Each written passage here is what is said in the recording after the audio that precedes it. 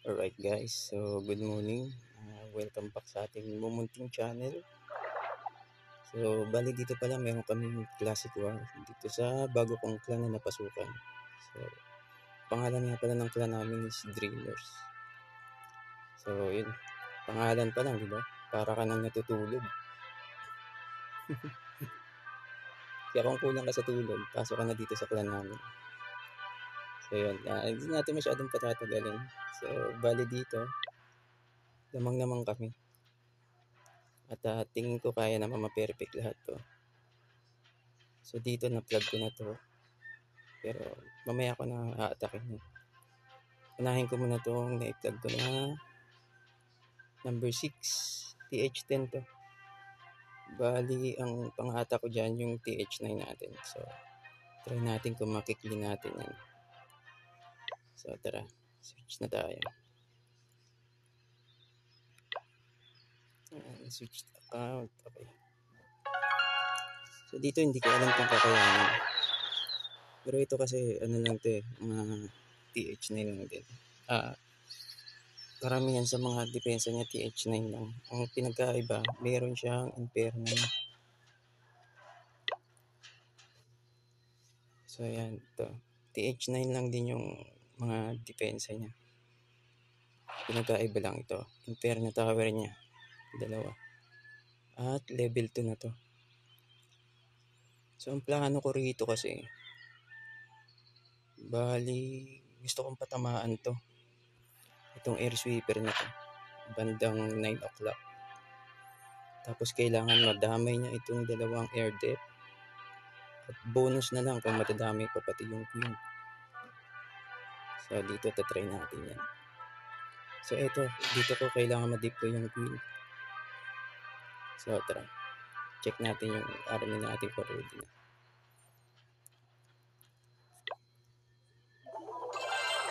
Dito guys, hindi naman tayo magaling eh. Bali ano lang to, tatry lang natin.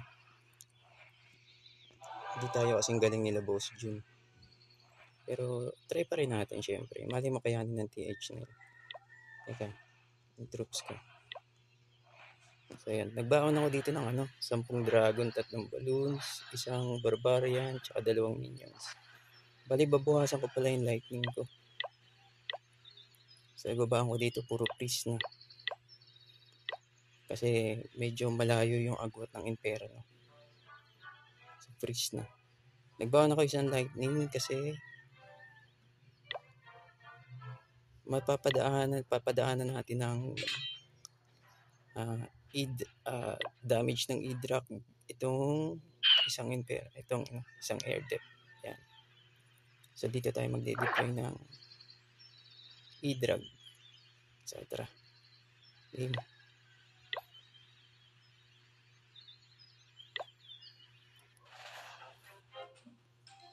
Ayun, so, dalawang minions. Tapos Idrak. Dito yung queen.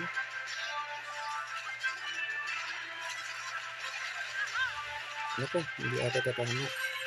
Yun lang, hindi tumama. Yung layo. Nadulong yung Idrak. Deploy na natin ito yung Eagle Prince. Kailangan lang yung Eagle Prince na patay natin. Yan. Okay. Dami na. Ito yung natin. Yung trabaho niya. So, bali dito, tignan na natin itong mga dragon sa akin. Hindi tinamaan. Ang ganda na sa ano.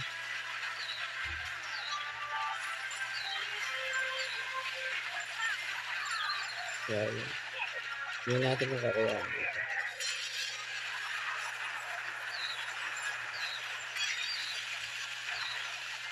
Rage na natin ito dito. Ay! Yes. Ito ang problema rito. Estimator. Dapat nabahanap eh. Hindi naman ako nabahan yung ano natin. Ibali na isa pa naman tayo.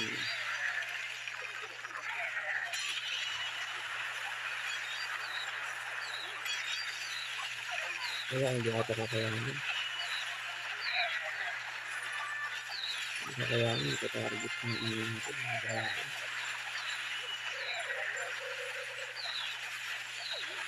Yun lang, kasamaan, kalimputan. Maganda sana. Kaso pumangit. Wala na to. Try natin. Try natin yung iba. Try natin yung isa. Wala na to. So, meron pa naman tayo isang TH9. So, try natin. Hindi kasi tinamaan eh. Sayang. Yun yung target natin. So, tara. Hindi pa tayo sa kabila. Medyo mahirap din talaga to. Pero kailangan tama natin yun eh. Kailangan matanggal natin yung isang air dip na yun.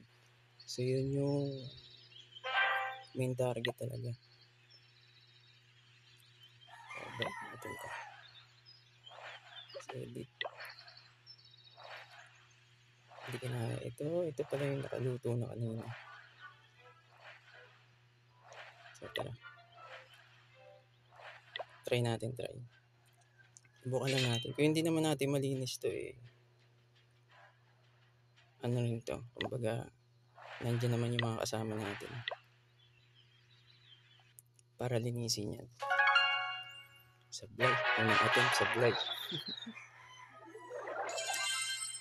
Try natin.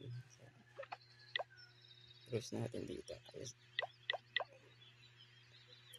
Okay, please. Hindi nga nagamit yung rage dun. Kawawa naman. Kailangan natin magbaon na. So, try natin to. 11 dragons. Yung game, try. Try uli natin yun.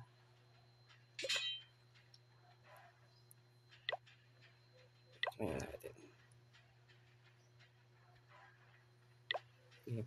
Napahiya tayo rin ah. Pero wala. Ganun talaga. Kailan natin. Paling kasi. Grabe yung ano ko. Deploy ko. Ay! Bakit yun? Ano ba yun? Mali-mali.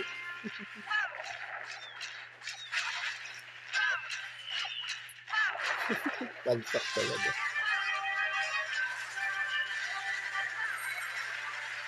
Ayun, hindi na naman nadali. Sira na naman ang plano. Ano ba yan? Sablay lagi.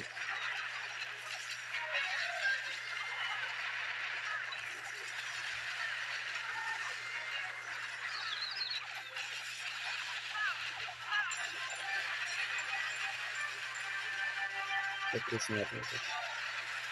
Baka naka-recover ka. Hindi talaga madali-dali. Saka. Wala madali natin. Ang problema talaga ito yung pera. At-least natin. Sabi natin ay ito.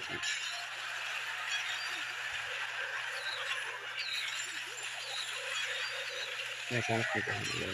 Pinintahan. Reserve naman natin ito isang piece. Mamaya para sa impero.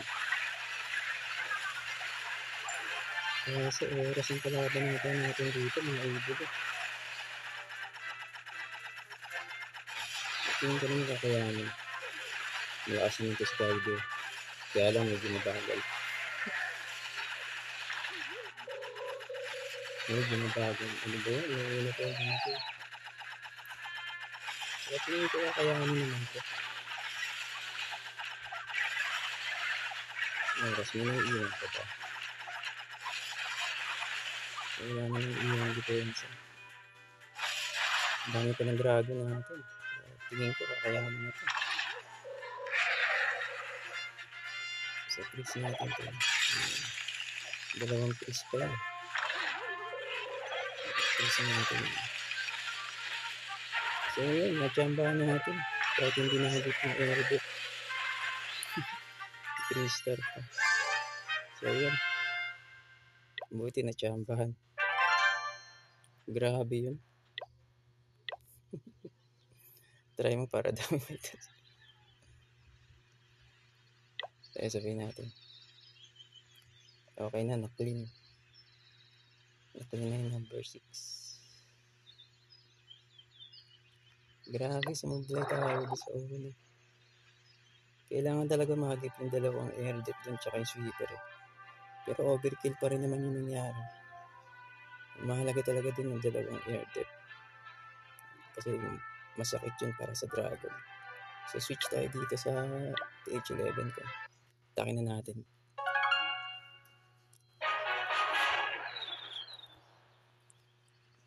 So dito yung nagtag ko. Dito TH11 pero may hina pa yung ano niya, yung defenses niya. Pero gagawin natin dito, gagamit tayo ng ground. Wala tayong machine dito na gamit. Gawa ng low level pa yung mga machine na ano natin. Nakakampi. So, yan. So dito, patamaan ko na siguro ng giant arrow itong dalawang wizard. Tapos deploy tayo dito. Tapos i-drag sa gilid. Huwag natin patagalin. Let's go. So dito, dito tayo ng isang witch. Giant arrow natin. Para mo tapos i-drag. Alinis na. Golem, as golem, witch, dito, patayin natin ito, i-press na natin ito, so i-rage na natin dito, lado na ability tayo, dito ability, i-press na natin ito, press na natin, press na natin ito, press na natin ito, tapos lapagin natin ito mga box ko, lapagin natin ito,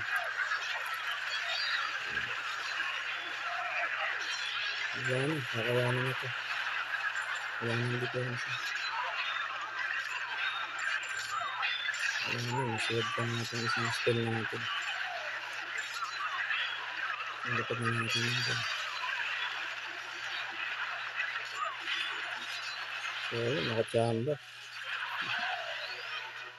3S natin. Medyo mahihina pa kasi talaga yung defense ng katapat natin. Kaya, kakayanin talaga ng Ice Golem yan. Tsaka Witch and Bowlers. Pero, OP rin yun kahit na max yung defense ng TH11. Kakayanin yan. Palag-palag yan. Malakas kasi na troops yan. Yung bat spell. So, yun lang mga guys. Hanggang dito na lang. So, bali kung gusto nyo matripan to, huwag nyo kalimutan mag-subscribe. Tapos, hit nyo na rin yung notification bell natin. Okay? So, like and comment kayo. Share na rin mga boss. Thank you. Peace out.